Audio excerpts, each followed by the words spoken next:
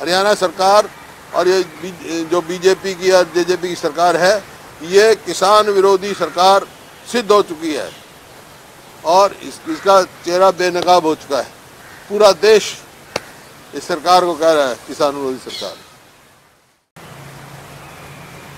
मैं उनसे पूछना चाहता हूं, अगर हरियाणा के किसानों ने पार्टिसिपेट नहीं किया तो वो कौन लोग थे जिन पे पीपली में लाठियां चार्ज की थी? वो कौन लोग थे जिनको केस बनाया हुआ? वो कौन किसान थे गांव-गांव से जो तुमने एक रात पहले उठा लिए गए? वो कौन लोग थे जिनके ऊपर आपने जो वाटर कैनन चलाए? वो कहाँ के थे? किसान है, किसान आवाज़ उठा रहा है और सारा हरियाणा का किसान और हम इन किसानों की मांग के साथ समर्थन में खड़े हैं और पूरा सहयोग हरियाणा के किसान दे रहे हैं।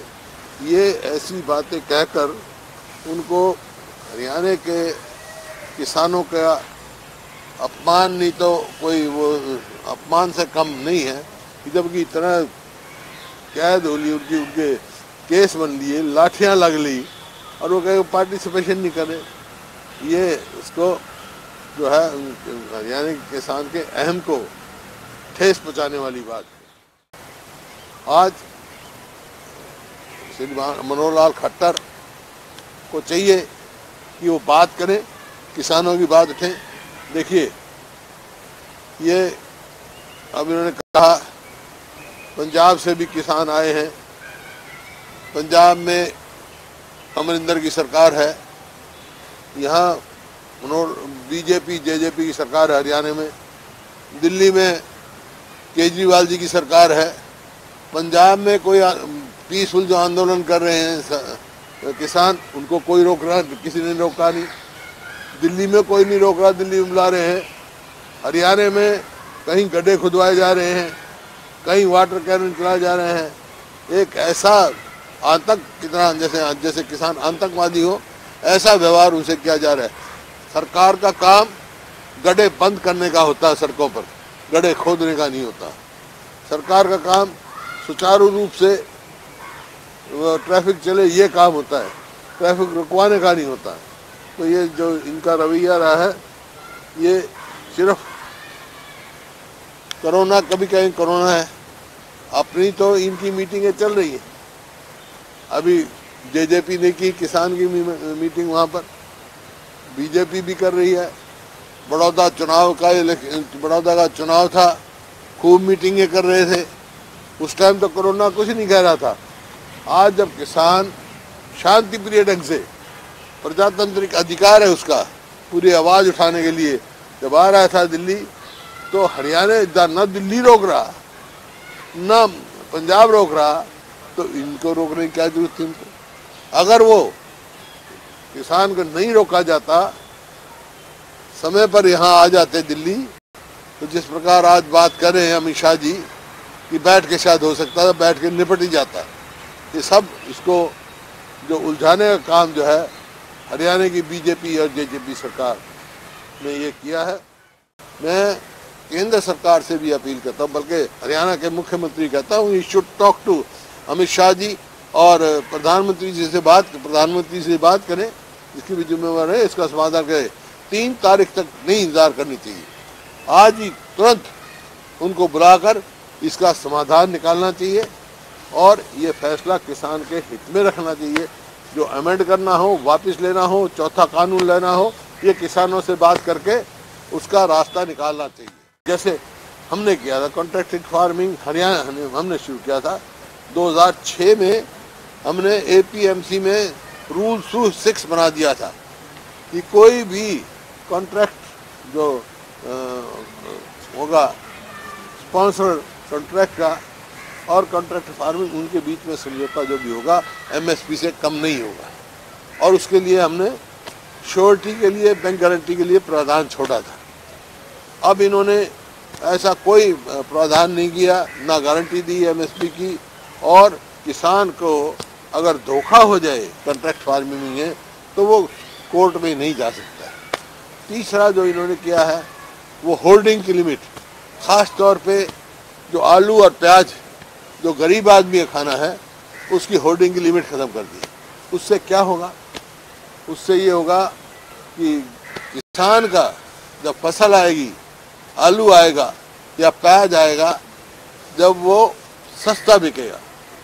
और जब होर्डिंग, क्योंकि बड़े बड़े कॉरपोरेटर्स और धन्नाड ये बड़े बड़े गोडाउन बना के होर्डिंग कर लेंगे, तो जैसे सप्लाई और डिमांड बढ़ेगी तो उनकी कीमत बढ़ती जाएगी। हरियाणा के सिवाय पूरे देश में एक हरियाणा सरकार ऐसी है, बीजेपी की, जेजेपी की, जिन्होंने किसानों को रोका। आज राजस्थान की सरकार नहीं रोक रही है, यूपी की नहीं रोक रही है, आज पंजाब ने नहीं रोका, दिल्ली वाले कह रहे हैं आओ हम टेंट लगवा रहे हैं यहाँ। तो इनको क्या दिखती हो? आज कभी का समाधान निकल जाता अगर ये हरियाणा बीजेपी या जेजेपी की सरकार इस प्रकार से सड़कों में गड्ढे ना खुदवाती, किसानों पर झूठे केस न बनाती, उनको ना परेशान करती, और जो उनका प्रजातांत्रिक अधिकार है आगे अपनी बात सुना देते, तो आज ये हालात ये नहीं पहुंचती। और सरकार अगर इसका रास्ता नहीं निकालती है तो मैं अपने किसान भाइयों से ये संदेश देना चाहता हूं कि वो बड़े आंदोलन के लिए तैयार रहें। फिर बड़ा आंदोलन चलेगा। तो मैं चाहता हूं उससे पहले ही अपना वो करे। किसान विरोधी, तो सरकार की किसान विरोधी पोल खुल चुकी है। ये सरकार किसान विरोधी है, नहीं तो कोई मायने नहीं था कि इतना बड़ा किसान का आंदोलन हो और ये सरकार ऐसा काम करे, क्योंकि इनका मकसद किसानों के हित का नहीं है, देश के हित का नहीं है। इनका तो भाई अपनी कुर्सी पे है। ये तो अपनी कुर्सियों पे फेविकॉल लगाए बैठे हैं बीजेपी जेजेपी हरियाणा में। अपनी फेविकॉल से कुर्सियां नहीं जोड़ना चाहते, नहीं तो तुरंत इस बात की आवाज़ उठानी चाहिए था सेंटर से। और जेजेपी जो कह रही थी हम तो किसानों की वो है, उनको तुरंत इस सरकार से बाहर आ जाना चाहिए था, हरियाणा की सरकार से बाहर।